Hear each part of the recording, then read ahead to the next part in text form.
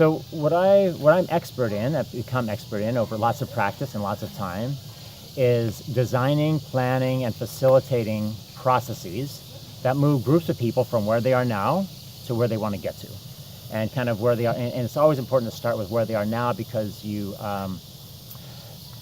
doesn't make any sense to start from a place that's kind of beyond their zone of proximal development, right? We have to start kind of, where's the community, what's the sense, what's the mindset,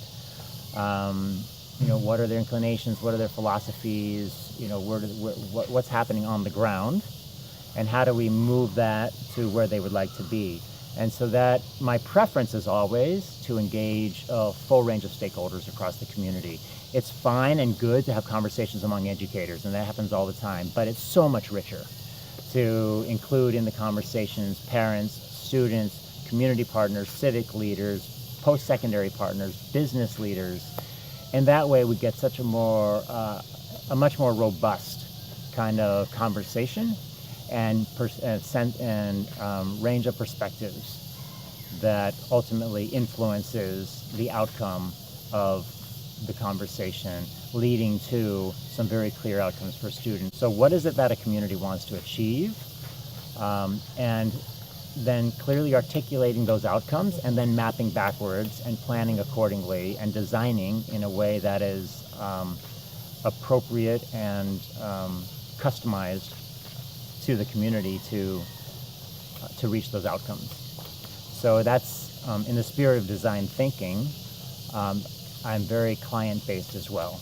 In other words, I get in and I learn pretty quickly. I'm a quick read on communities, on schools, on the politics, the culture, the environment, the structures, the policies, the things that make a school or a community or a ministry of education function. And then think about, how do we work within that context to move things forward. I work well with small groups, so I always like to co-plan and co-design with a small core team of folks that are kind of creative thinkers and are willing to flex a little bit and think through challenges together.